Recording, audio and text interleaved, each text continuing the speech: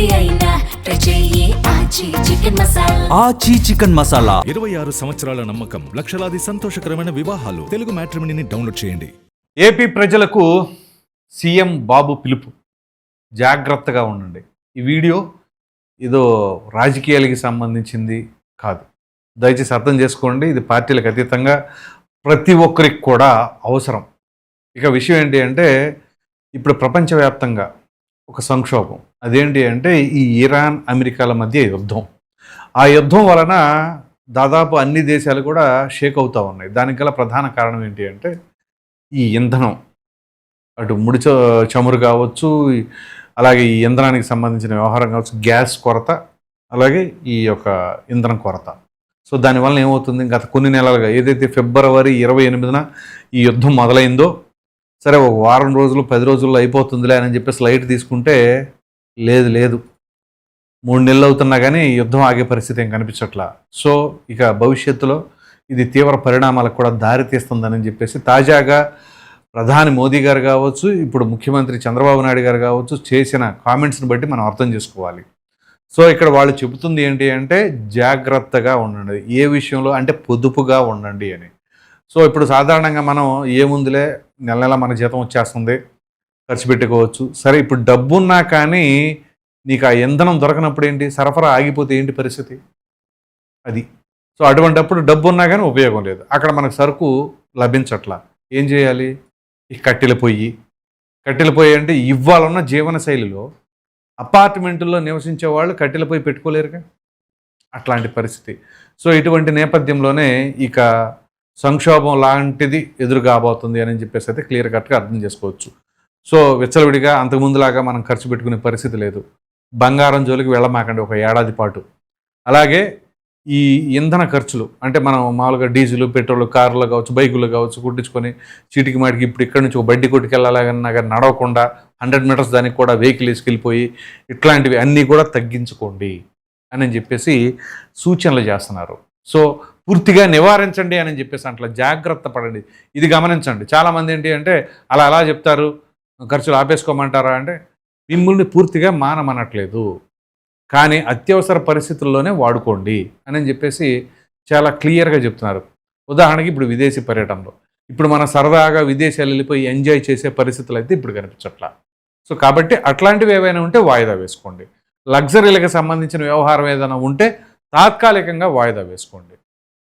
So ఈ బంగారం కొనుగోలు కావచ్చు, విదేశీ యాత్రలు కావచ్చు, ఇట్లాంటి వాటిని కొంచెం దూరంగా పెట్టండి. అట్ ద సేమ్ టైం మీరు చేస్తున్న ఈ యొక్క ఇంధన ఖర్చు కావచ్చు, గ్యాస్ కావచ్చు, ఇవన్నీ కూడా జాగ్రత్తగా వాడుకోవాలి. ఎందుకంటే ఉదాహరణకి మనం గ్యాస్ అనగానే ఇళ్లలో ఎలా ఉంటుంది అంటే వేడి నీళ్ళు కాసుకోవడం ఇట్లాంటివి కూడా ఉంటాయి. అలాంటి వాటికి కాకుండా కొంచెం జాగ్రత్తగా, ఉదాహరణకి 2 నెలలు వస్తుంది అనుకోండి గ్యాసు, ఒక మిడిల్ క్లాస్ ఫ్యామిలీకి, ఒక 4 ఉన్న కుటుంబ సభ్యులకి, అటువంటిది ఇంకొక నెల అదనంగా వచ్చేలాగా మీరు జాగ్రత్తగా చేసుకోండి అని చెప్పేసి చెప్తున్నారు.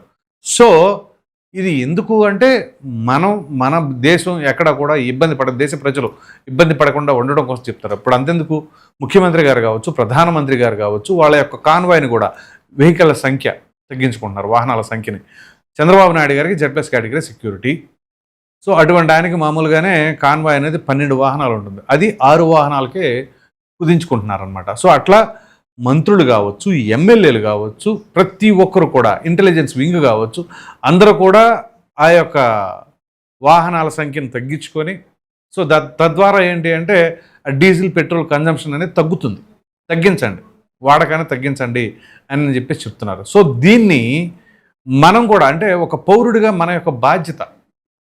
సో ఒక రాష్ట్రానికి అధిపతి అయినటువంటి చంద్రబాబు నాయుడు గారు, ఒక దేశానికి అధినేత అయినటువంటి నరేంద్ర మోదీ గారు, సో ఖచ్చితంగా వాళ్ళు చెప్పిన సూచనలు పాటిస్తే ఇప్పుడు మనం జాగ్రత్తగా ఉండటంలో తప్పే ఉంటుంది. అఫ్కోర్స్ దీనిపైన కూడా నెగిటివ్గా మాట్లాడే వాళ్ళు ఉంటారు, అది రాజకీయపరమైన కోణంలో చూసుకోవాలి. కానీ ఇక్కడ సరే ప్రత్యామ్నాయంగా ఏం చేయాలి ఏంటి అనేది కూడా ప్రభుత్వం తెలియజేస్తుంది అనుకుంటున్నాను మరి. ఎందుకంటే ఉదాహరణకి మనం ఇప్పుడు ఆపత్కర పరిస్థితుల్లో ఉన్నప్పుడు ఏదైనా సరే ఇట్లాంటివి కొంచెం మరి ఆల్టర్నేట్ ఆప్షన్ ఏదైనా ఉంటుందా ఏంటి అని చెప్పేసి తెలియచేయాలి. సో ఆ రకంగా ప్రతి ఒక్కరు బాధ్యత. సో కొంచెం ఆ యొక్క ఖర్చుల్ని తగ్గించుకోండి, మీరు ఆదా చేసుకోండి, పొదుపు బాగా అలవాటు చేసుకోండి. సో ఇది కూడా ఒక మంచికే, ఎందుకంటే భవిష్యత్తులో ఎప్పుడు ఎటువంటి విపత్కర పరిస్థితులు తలెత్తుతాయి, అటువంటి సమయంలో మనం ఎలా ప్రవర్తిస్తాం అనేది కూడా చాలా ముఖ్యం. ఉదాహరణకి కోవిడ్ వచ్చింది. ఆ కోవిడ్ వచ్చిన సమయంలో లాక్డౌన్ అనే పదమే కొత్త పదం. మనం అసలు ఎప్పుడైనా ఊహిస్తామా ఆ రకమైన పరిస్థితులు ఉంటాయని? సో ప్రపంచవ్యాప్తంగా లాక్డౌన్ వచ్చింది. సో అప్పుడు కొన్ని నేర్చుకున్నాం. అంటే కొంత డిసిప్లిన్ మనిషిలో ఎలా ఒక వ్యక్తికి మధ్య డిస్టెన్స్ మెయింటైన్ చేయటం కావచ్చు, అలాగే మాట్లాడేటప్పుడు కొంచెం జాగ్రత్తగా ఎలా పడితే అలా తుమ్మటం కానీ దగ్గడం కానీ అది కొంత మనం నేర్చుకున్నాం. సో అట్లాగే ఇప్పుడున్న విపత్కర పరిస్థితుల్లో కొన్ని పొదుపుని మనం అలవాటు చేసుకున్నాం అనుకోండి, అది కూడా ఒక కొత్త తరహా. సో ఇదంతా కూడా దేని గురించి? మన బాగు గురించే కదా. సో అలా పాజిటివ్ యాంగిల్లో ఆలోచించుకొని, ఇక్కడ కూడా రాజకీయ కోణంలో ఆలోచించుకొని వాళ్ళు అలా చెప్తారా వీళ్ళు ఇలా చెప్తారా అంటే దానికి ఇంకెవరో ఏం చేయలేం. సో మొత్తం మీద చెప్పుకోవాల్సి వస్తే మోదీ గారు ఏదైతే సూచనలు చేశారో సేమ్ యాజ్ ఇట్ ఈస్గా ముఖ్యమంత్రి గారు కూడా అవి చేయటం, సో ప్రజలు దాన్ని ఫాలో అవ్వాలి అని చెప్పేసి అయితే కోరుకుంటా. సరే ఎవరైనా సరే ఇందులో కూడా రాజకీయ కోణం చూసి ఈ తెలుగుదేశం పార్టీ లేదా చంద్రబాబు నాయుడు గారు చెప్పారు కాబట్టి మేము వైసీపీ మేము పాటించాం అని చెప్పేసి అనుకుంటే ఇక్కడ కూడా అలా ఏం చేయాలి. లేదా బీజేపీ ఆయన మోదీ బీజేపీ కాబట్టి కాంగ్రెస్ వాళ్ళు ఆయన చెప్పారు కాబట్టి మేము ఎందుకు చేస్తామని చెప్పేసి అనుకుంటే దానికి ఇంకెవరో ఏం చేయలేం. సో ఇది ప్రతి ఒక్కరి బాధ్యత. అలా నడుచుకుంటే మనకే మంచిది. సో కొంతకాలం వరకు కూడా ఈ యొక్క సహజ వనరులన్నీ కూడా కొంచెం స్టేబుల్ అయ్యేంత వరకు, ఈ యుద్ధం ఆగిపోతే ఆ భగవంతుని కోరుకోవాలి మనం, ఆ యుద్ధం త్వరితగతిన ఆగిపోవాలి, చర్చలో సఫలీకృతం కావాలి అని చెప్పేసి. సో ఏదైతే ముఖ్యమంత్రి చంద్రబాబు నాయుడు గారు కావచ్చు, ప్రధాని మోదీ గారు కావచ్చు చేసిన సూచనలపైన మీ అభిప్రాయం ఏంటి అనేది కామెంట్లో తప్పకుండా తెలియచేయండి. Thank you.